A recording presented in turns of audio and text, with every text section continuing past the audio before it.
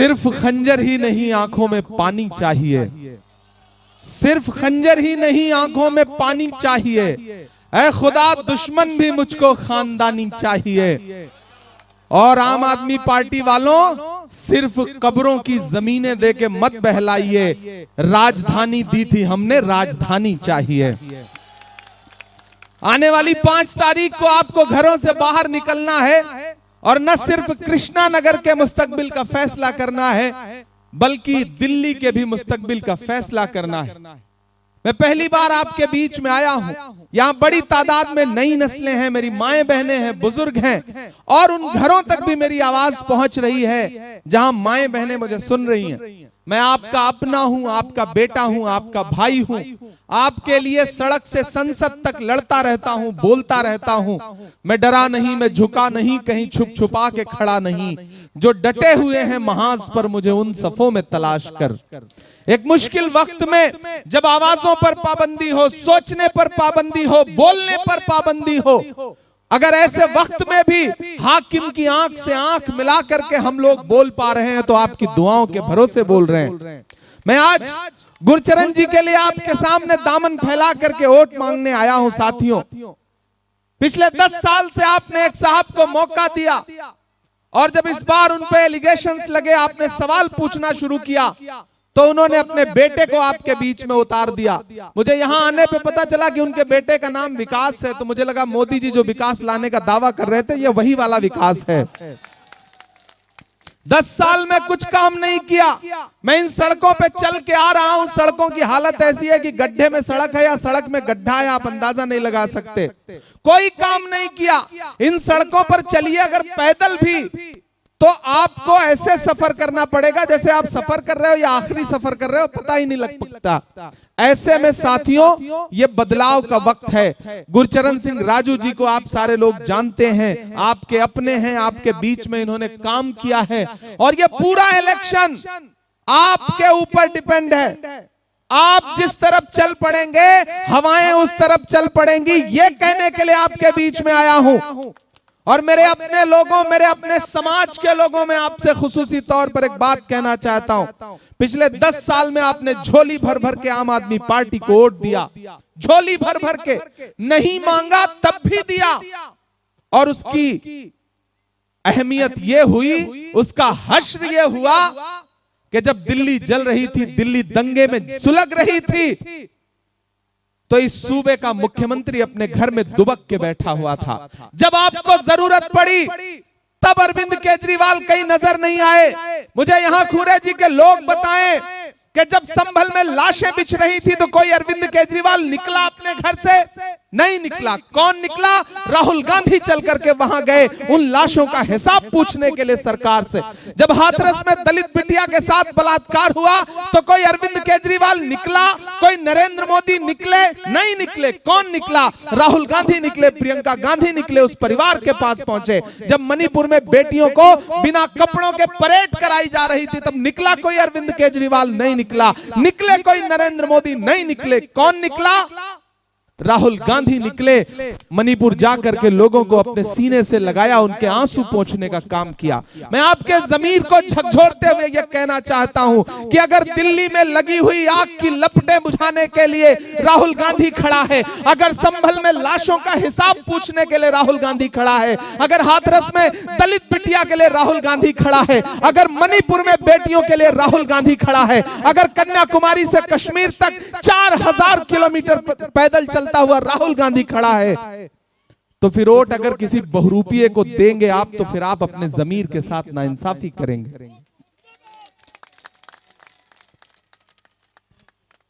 चिरागों के सफर में दबदबा हो आंधियों का, तो फिर अंजाम जुल्मत के सिवा कुछ भी नहीं होगा। ये दुनिया नफरतों के आखिरी स्टेज पर है, इलाज इसका मोहब्बत के सिवा कुछ भी नहीं होगा। 4000 किलोमीटर एक इंसान 4000 किलोमीटर पैदल चला, एक नारा लगाता हुआ, नफरत छोड़ो भारत जोड़ो। मुझे बताओ कुरेजी वालों कि इस देश में नफरत का सबसे ज्यादा शिकार कौन है? हम हैं, आप हैं, ये हैं, ये पहनावा है, हमारा आपका पहनावा है कि नहीं नफरत का शिकार? जब देश का प्रधानमंत्री कपड़े देखकर पहचानने के नारे लगाता हो तो नफरत का शिकार सबसे ज्यादा हम हैं, ये हैं, आप हैं। तो अगर नफरत कम होगी तो सबसे ज्यादा सुकून किसे मिलेगा? हमको मिलेगा, आपको मिलेगा। बताओ इस मुल्क में नफरत के खिलाफ लड़ाई कौन लड़ रहा है? याद करो 2013 का वो दिन जब जंतर मंतर पर और रामलीला में एक बुजुर्ग इंसान भ्रष्टाचार के खिलाफ लोकपाल लोकपाल का नारा लगाते हुए बैठे थे। सबको बहुत अच्छा लगा था, पूरे देश को उम्मीदें जागी थी। लेकिन किसी को बाद में अंदाजा हुआ कि जो वहां पानी पिलाने वाले लोग थे, जो उस आंदोलन को पीछे से बैकअप देने वाले लोग थे, वो आरएसएस के लोग थे, वो भाजपा के लोग थे। आज बताइए पूरे देश में मैं तो जाके पूछ रहा हूं कि भारत मां की आंख के तारे कहां गए? आरएसएस के राज दुलारे कहां गए? अच्छे दिनों की तरह उन्हें भी खोज रहा कोई बताए अन्ना हजारे कहां गए? गायब हो गए। सूबे को अरविंद केजरीवाल को सौंप करके और दिल्ली को नरेंद्र मोदी को सौंप करके अन्ना हजारे भी गायब, सारा आंदोलन भी गायब। ना अब कोई लोकपाल की चर्चा करता है। अगर नरेंद्र मोदी बड़े वाले हैं तो अरविंद केजरीवाल उनके छोटे वाले रिचार्ज हैं। इसलिए अपने दिमाग से मुगालता निकाल दीजिए कि वो आपके हमदर्द हैं। अगर आपके हमदर्द होते तो आपके मुद्दों पर साथ खड़े नजर आते। यहां मेरी माएं बहनें बैठी हैं। याद करो गुजरात में जब बिल्किस के बलात्कार करने वालों को भाजपा की सरकार ने रिहा किया और मीडिया के साथियों ने दिल्ली के उप मुख्यमंत्री मनीष सिसोदिया से पूछा कि बिल्किस के बलात्कारियों पर कुछ बोलिएगा, तो उन्होंने माइक ऐसे सामने से हटा के कहा कि छोड़िए, ऐसे सवाल मत पूछिए। मुझे बताओ कि जब कोरोना के समय में इसी दिल्ली में मुख्यमंत्री के यहां से जो नोटिफिकेशन जारी होता था, जो बुलेटिन जारी होता था, उसमें मरकज दिल्ली के लिए अलग से जो बदनाम करने की कोशिशें की गई हैं, उसको माफ करने लायक नहीं है। मैं आपके ज़मीर को झकझोर के ये बात कह रहा हूं। गुरचरण जी आपके अपने हैं, आपके बीच में रहते हैं। एक तरफ बग्गा जी को आपने 10 साल मौका दिया। अब मैं आपके सामने ये कहने आया हूं कि एक बार गुरचरण सिंह जी को मौका दीजिए। मैं अपने अकलियत के साथियों से कहना चाहता हूं, और उसमें सरदार भाई भी हैं, मुस्लिम समाज के भी लोग हैं। मैं दोनों साथियों से कहना चाहता हूं, और खास तौर से अपने सरदार भाइयों से कहना चाहता हूं कि याद करिए 2013 और 14 का वो दिन जब इस देश के सबसे शानदार प्रधानमंत्री डॉक्टर मनमोहन सिंह साहब के बारे में यही अरविंद केजरीवाल, यही आम आदमी पार्टी के लोग क्या क्या कहा करते थे। आज डॉक्टर मनमोहन सिंह साहब जब इस दुनिया से चले गए, तब उनकी अहमियत का एहसास पूरे देश को हुआ। तब पता चला कि वो सरदार कितना असरदार था। आज अरविंद केजरीवाल भी उनके लिए बोल रहे हैं, आज आतिशी जी भी बोल रही हैं। लेकिन मुझे बताओ सरदार समाज के लोगों, सिख समाज के लोगों, कि इन्हीं अरविंद केजरीवाल ने डॉक्टर मनमोहन सिंह साहब के बारे में क्या क्या भला बुरा नहीं बोला, शीला दीक्षित जी के बारे में क्या क्या भला बुरा नहीं बोला। तो आज तो आपके जमीर को मैं झकझोरते हुए कहता हूं कि अगर डॉक्टर मनमोहन सिंह साहब की नेकी और उनकी भलाई का जरा भी एहसास है तो इस चुनाव में खड़े हो जाइए गुरचरण सिंह के साथ। एक भी वोट अगर आपने आम आदमी पार्टी को दिया तो ऊपर बैठी हुई शीला दीक्षित जी की रूह और डॉक्टर मनमोहन सिंह साहब की रूह को तकलीफ होगी। ये बात मैं आपसे कहना चाहता हूं। और साथियों, अब जब आम आदमी पार्टी के लोग आपके बीच में आए तो आप उनसे कहिएगा कि किसी भी मौलवी से या के साधु से न छूटेगा, मदारी के किसी करतब से, जादू से न छूटेगा। सफाई कर रहे हो तो जरा दामन की भी कर लो, हमारे खून का धब्बा है, झाड़ू से न छूटेगा। ये जो हाथ का पंजा है ना, याद करो इस बात को। और सिर्फ एक बात याद रखो, एक शख्स है जिसका नाम राहुल गांधी है। मैं उसका सिपाही बन के आपके बीच में आया हूं। मैं चला हूं उस इंसान के साथ 4000 किलोमीटर पैदल। मैंने देखे हैं उसके पांव के छाले। मुझसे मीडिया के साथी कहते थे, इमरान साहब आप तो शायर हैं, आप राहुल गांधी के साथ चल रहे हैं, क्या कहेंगे? तब मैं कहता था कि जो हर जालिम से टकराएगी वो आंधी बनाऊंगा। नए अंग्रेज आए हैं, नया गांधी बनाऊंगा। सिर्फ एक बात जहन में रखिए, एक तरफ नरेंद्र मोदी हैं, एक तरफ अरविंद केजरीवाल जैसे बहुरूपीय खड़े हैं और दूसरी तरफ एक अकेला मर्द मुजाहिद खड़ा है जिसका नाम राहुल गांधी है, जो इस मुल्क में एक नारा लगा रहा है कि मुझे नफरत के बाजार में मोहब्बत की दुकान खोलनी है।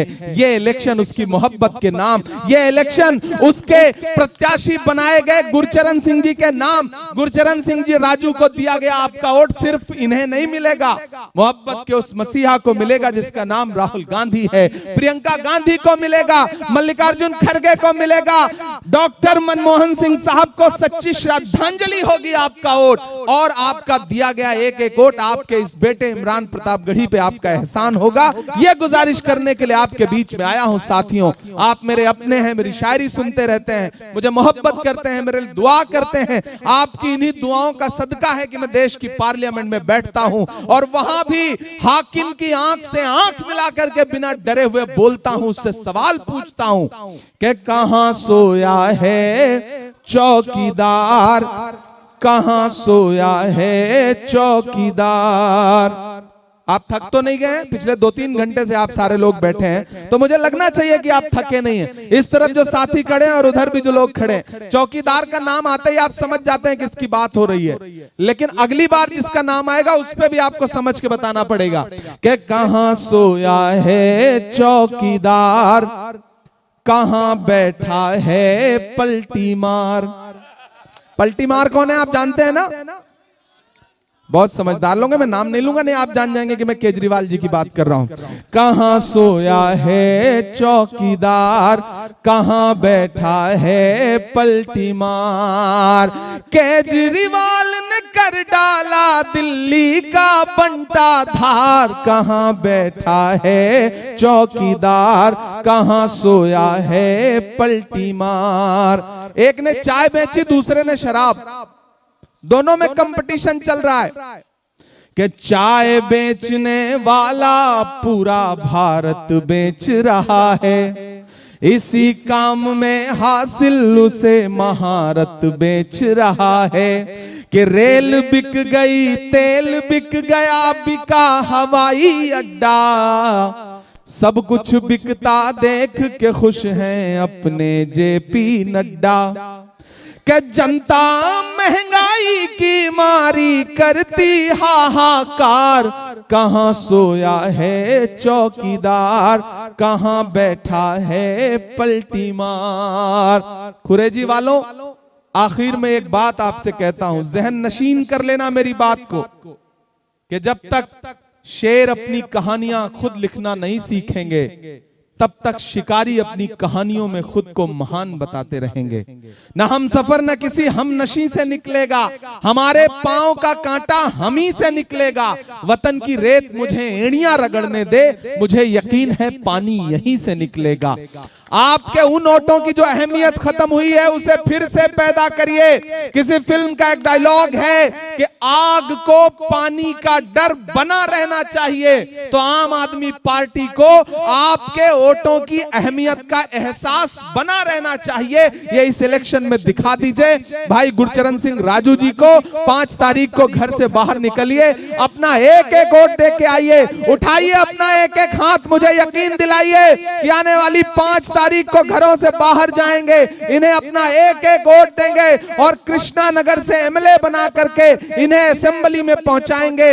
मैं आपसे वादा करता हूं कि इंशाअल्लाह 8 तारीख को रिजल्ट आएगा, ये विधायक बनेंगे तो फिर यहीं पर एक मंच लगेगा और मैं आपका शुक्रिया अदा करने के लिए आऊंगा और उस दिन जितनी शायरी आप चाहेंगे मैं आपको सुनाऊंगा, क्योंकि 2 सभाओं के लिए निकलना है।